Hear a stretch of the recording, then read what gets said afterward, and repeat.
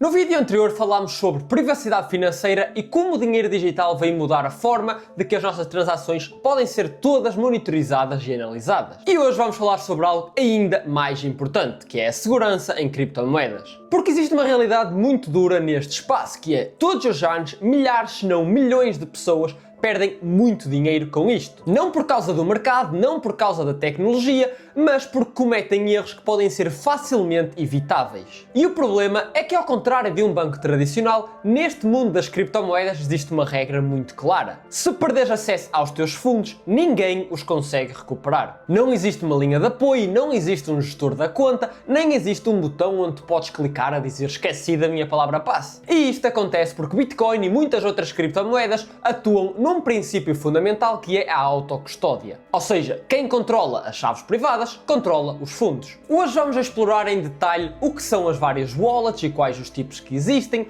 o que é uma seed phrase, o que significa custódia e quais são os erros fatais que normalmente acontecem. E se tu conseguires de facto compreender este vídeo, já vais estar muito à frente da maioria das pessoas que entram neste mundo.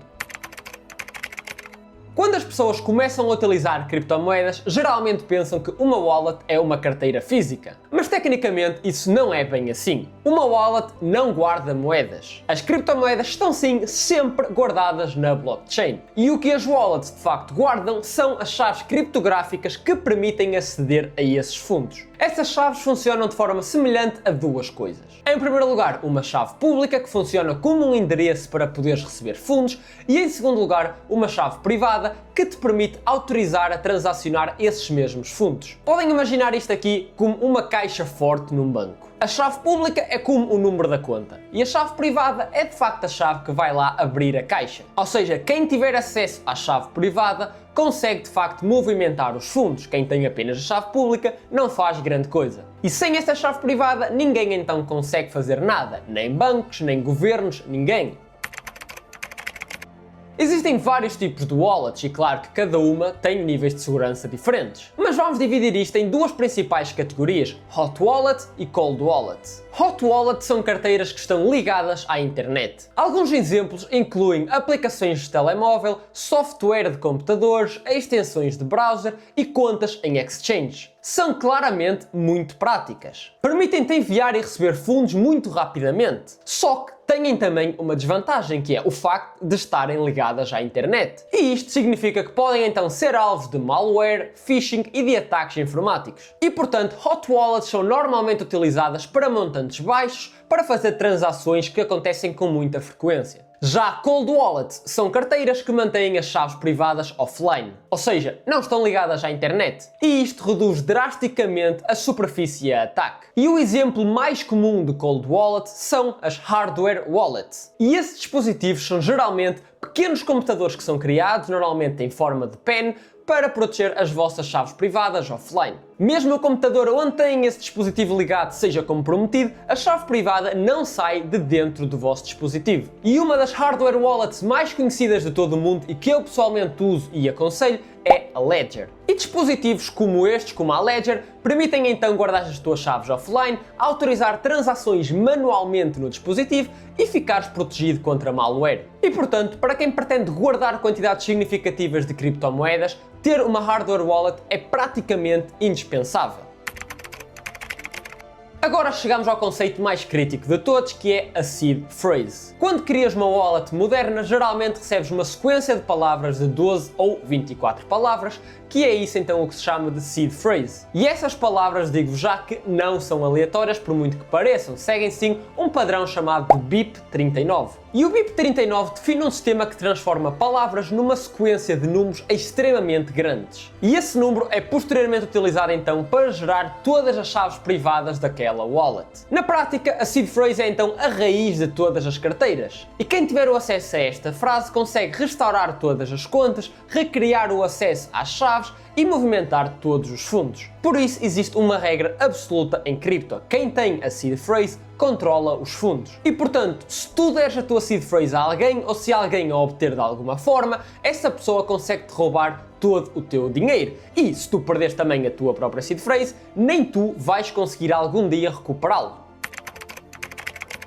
A forma como se guarda, portanto, a seed phrase é extremamente importante. Nunca devem tirar fotografias à seed phrase, guardar numa cloud, enviar por e-mail ou deixar, por exemplo, no bloco de notas. Porque qualquer sistema que esteja ligado à internet pode sim ser comprometido. E, portanto, a melhor prática é guardar a tua seed phrase offline. E, portanto, o que normalmente se recomenda é ou deixares num papel ou numa placa metálica que seja, por exemplo, resistente ao fogo. Relativamente ao papel, desde já, a nível pessoal eu não aconselho. Foi o que eu fiz quando comecei neste mundo há uns anos atrás e perdi vários milhares de euros em criptomoedas porque perdi esse mesmo papel. Ainda hoje não sei onde é que ele anda, portanto nunca mais tive acesso às minhas criptomoedas. E portanto, uma coisa que a maior parte das pessoas recomenda é utilizarem Metal Seed Backups. E Metal Seed Backups são então placas metálicas que são resistentes a incêndios, à água, ao desgaste ao longo do tempo, entre muitas outras coisas, e portanto a melhor forma de guardarem lá a vossa chave. Porque volto a relembrar, perderem a vossa seed phrase implica perderem todos os vossos fundos e, portanto, não devem olhar a meios de arranjarem a melhor forma possível de a proteger.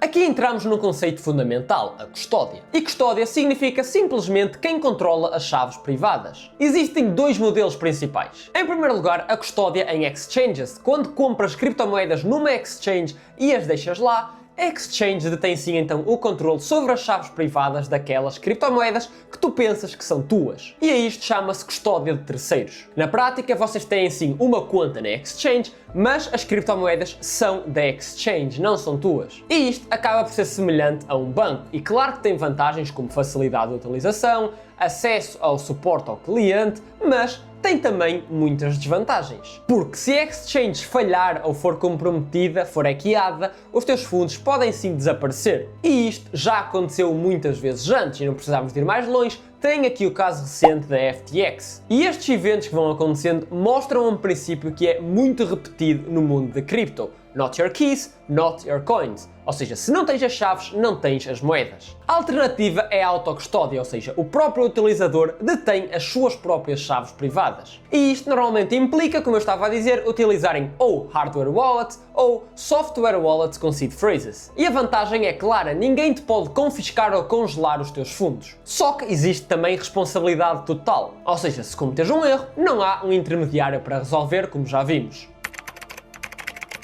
Agora vamos falar dos erros que acontecem constantemente e que fazem muitas pessoas perderem muitos milhares e milhões de euros. Guardar a seed phrase online, que é o erro mais comum. As pessoas tiram foto da seed phrase ou deixam numa cloud qualquer e se aquele telemóvel ou computador forem comprometidos, os fundos já foram. Segundo lugar, temos phishing. E phishing é quando alguém cria um e-mail falso ou um site falso, uma mensagem falsa, que a única intenção é vocês clicarem lá e roubarem-vos os fundos. Por exemplo, um site falso que imita uma wallet. Quando o utilizador tenta entrar na carteira, acaba por introduzir lá a seed phrase e depois eles ficam com o acesso às vossas contas e conseguem-vos roubar todos os fundos. E portanto têm de ter muito cuidado quando estão a aceder seja ao que for. Terceiro lugar, temos malware. Existem vírus especializados para ir procurar seed phrases e fecheiros do wallet. Alguns malwares até conseguem substituir automaticamente endereços, ou seja, vocês copiam um endereço que vocês pensam que é vosso para enviarem para alguém fazer uma transação,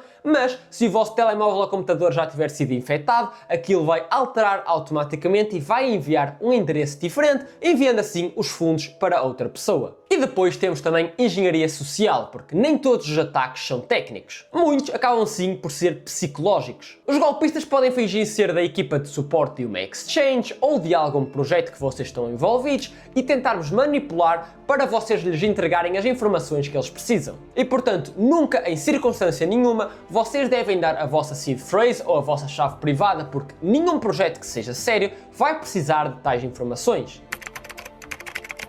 Para quem guarda quantidades ainda maiores, existe um sistema muito mais seguro e chama-se de multisig ou multi-assinatura. E neste modelo, uma transação precisa de várias chaves para ser autorizadas, por exemplo, 2 de 3. Ou seja, mesmo que uma das chaves seja comprometida, ainda precisam das outras para poder ativar aquela transação. E estas multisigs geralmente são então utilizadas por empresas, fundos institucionais ou utilizadores que já têm mesmo um património muito elevado. O mundo das criptomoedas oferece algo muito poderoso, controle total sobre o dinheiro. Só que controle total vem sempre acompanhado de responsabilidade total. E portanto, ao contrário do sistema bancário tradicional, onde existe a possibilidade de reversão de pagamentos e de suporte, neste caso não tens nada e a responsabilidade é toda tua. E portanto, compreenderes os vários tipos de wallet, seed phrases, custódia e os vários riscos de segurança que existem é algo que não é negociável e que tu tens inevitavelmente de perceber. No próximo vídeo vamos abordar outro problema fundamental no mundo de cripto, scams e fraudes. Vamos analisar rug pulls, promessas irreais, manipulação do retalho